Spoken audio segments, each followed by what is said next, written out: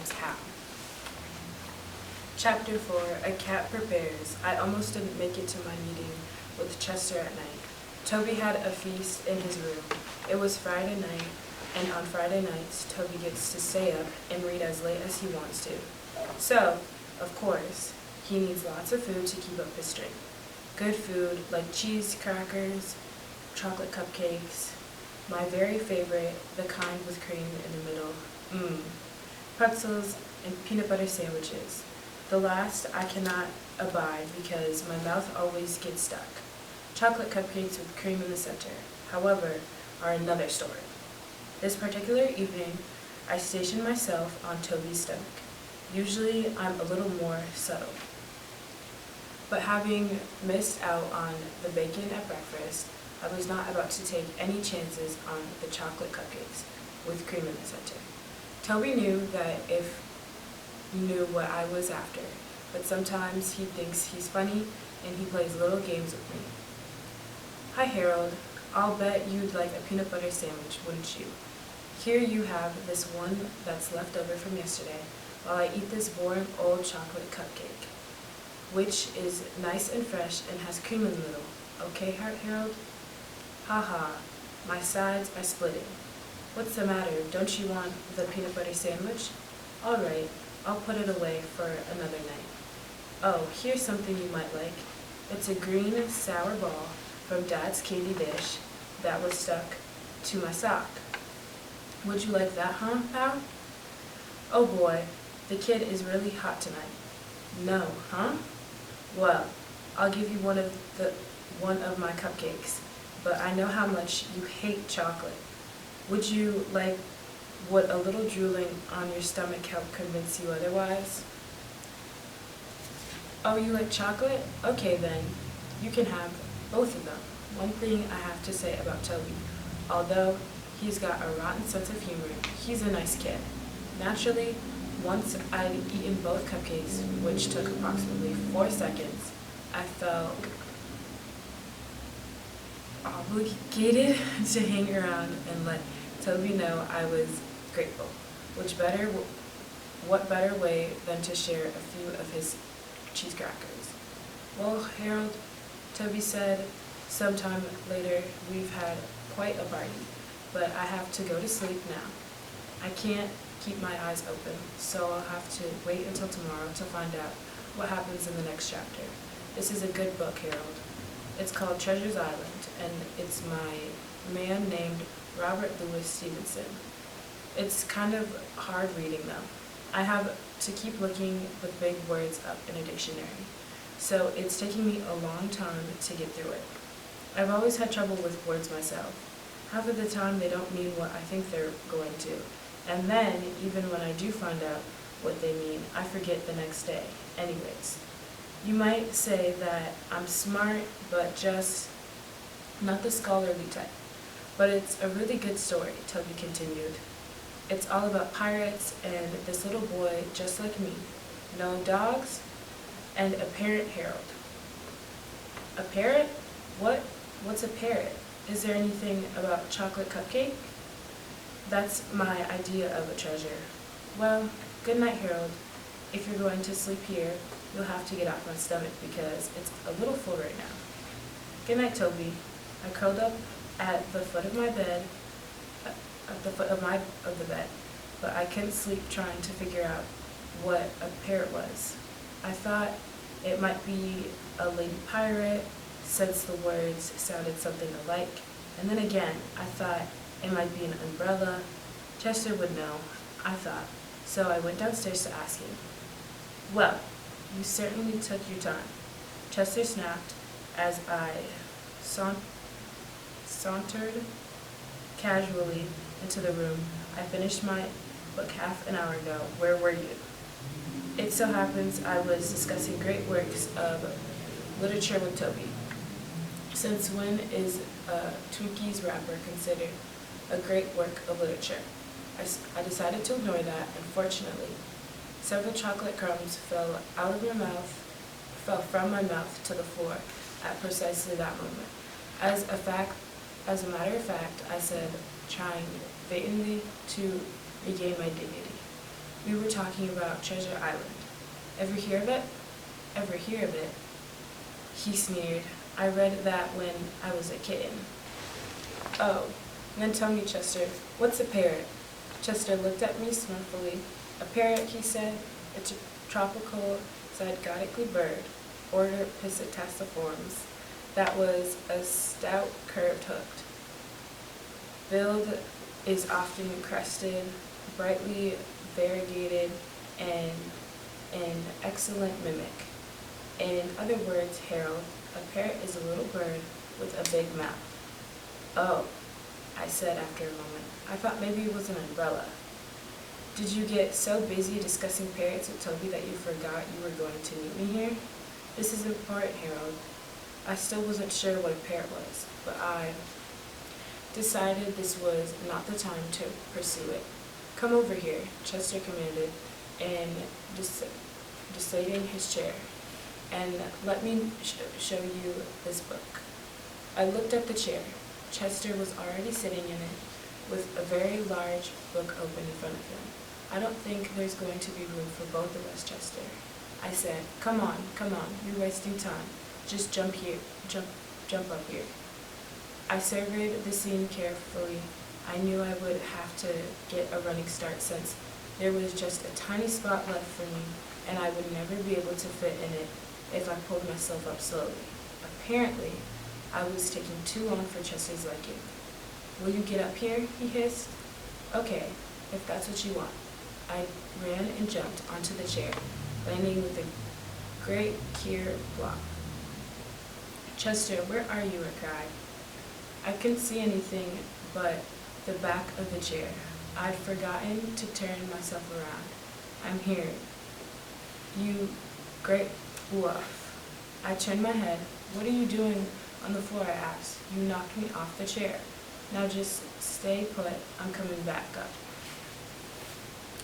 I moved to the back of the chair, and Chester landed on the front. Now, let's see, he said. We both have to see the book. You come over here, and I'll move this away. Move this way. I don't know if you've ever watched a cat trying to decide where to sit. It involves a lot of circling around, sitting, getting up again, circling some more, thinking about it, laying down, standing up, bathing a paw or tail, and circling. A dog, on the other hand, sits. This looks like a good spot, a dog would say to himself. He will then lower his body to the spot in question and is usually so secure in his decision that he will fall asleep immediately. Chester took what felt like 20 minutes to settle himself in, and just as I was drifting off, the kick started. Come on, Harold, quit hogging the seat and wake up. What were you trying to do? Take a little cat nap? Ha ha ha. I yawned. Now, said Chester, turning to the book, let's get down to brass tacks. What exactly is on your mind? I asked. This book and that rabbit, Chester replied.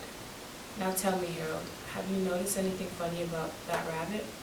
No, I said, but I've certainly noticed a lot of funny things about you recently. Thinking about it, that rabbit sleeps all day, so do I, so do you. Furthermore, he's got a funny little sharp teeth. So do I, so do you. Furthermore, he gets in and out of his cage by himself. What kind of rabbit can do that? A smart one, I said. I can do it. We're not talking about you, Harold. We're talking about the rabbit. Now, where did they find him? At the movies. Yes, but what movie? Dracula, I said. So, he said quickly. Remember the note around his neck? What language was it in? An obscure dialect of the Carpathian mountain region. I answered smugly. He didn't know everything. Aha, Chester said. But what area of the Carpathian mountain region? Area? What's an area? I looked at him blankly. Transylvania? He cried triumphantly, and that proves my point. What point? What are we talking about? And don't forget the white tomato. That's most important of all. But what? This book, said Chester. disregarding, tells us just what we need to know. What? I particularly screamed. What does it tell us? What does this book have to do with Bunnicula? What are you talking about? What's going on here? I can't stand it anymore.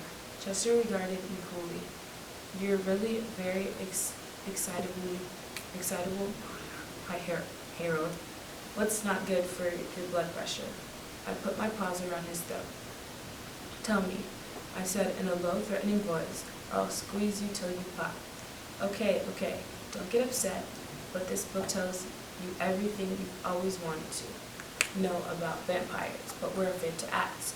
Personally, I had never wanted to know anything about vampires, but at the moment, I was afraid to tell that to Chester.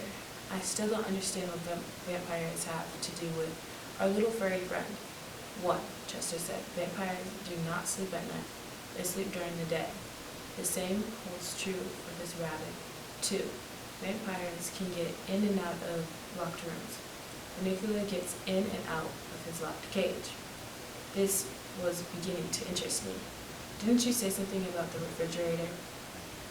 That's right. He got the refrigerator open all by himself. 3, vampires have long, pointed teeth. They're called fangs. Well, don't we have fangs? No, we have canines. That's different.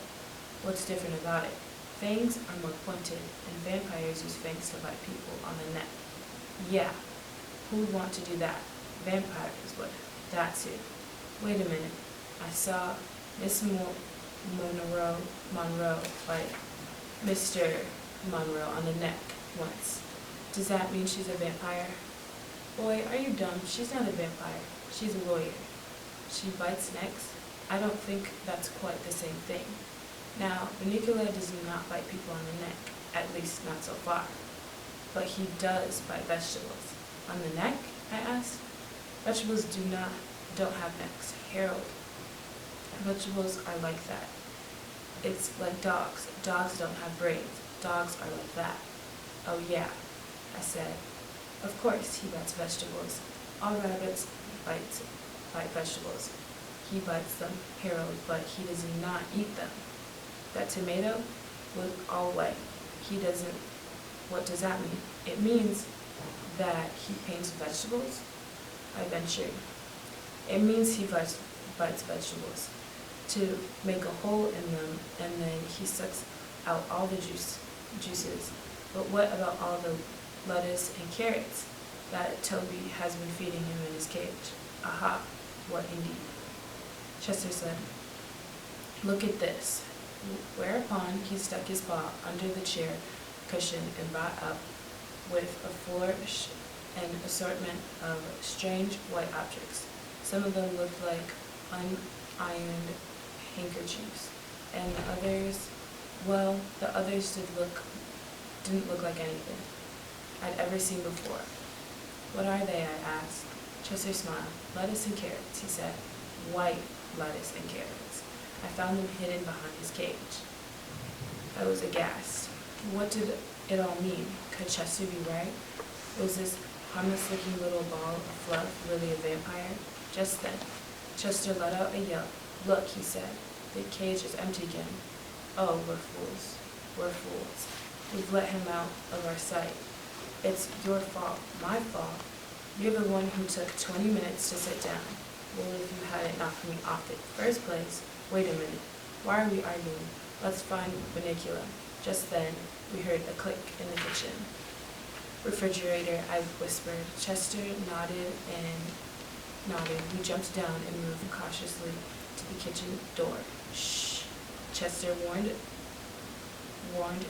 unnecessarily as we crept along. Don't make any noise. We don't want him to hear us coming. Obviously, I retorted. The light went out under the door. He must have closed the refrigerator, Chester said. Easy now. We pushed the door open. The kitchen was dark. There was not a sound. Psst. Chester. What? I can't see. I can, but I can't see him. He's not here? There was a soft scamper across the linoleum, and turned just in time to see a little white tail bounce out the door into the living room. Drat, we've missed him. Come on, Harold. Let's see if we can catch up to him. Chester started towards the door. Wait, Chester, what's that on the floor by the refrigerator? He turned. This new object interested him more than following Bunnicula. Watch out, he said. I'll take care of this. He slunk across the room slowly, muscles taut, eyes alert. When he was about 6 inches away, he struck out his paw, closed his eyes, and batted at the object attentively. I don't think he had made any contact. Get closer, I said. Chester's eyes popped open. Who's the cat here? He said. I know what I'm doing. And he proceeded to bat the air 3 more times. What is it? I squealed. As my throat contracted in fear, I don't know yet. Whatever it is, it's not alive. Oh boy. If I wait for you, we'll be here all night. I walked bravely to the object and sniffed it. Well, asked Chester. Beats me. Chester came closer. After a moment of close examination, he gasped. I jumped. I could feel my heart pounding in my chest. Harold? Chester blurted. What? It's... Yes? What is it, Chester? A white zucchini.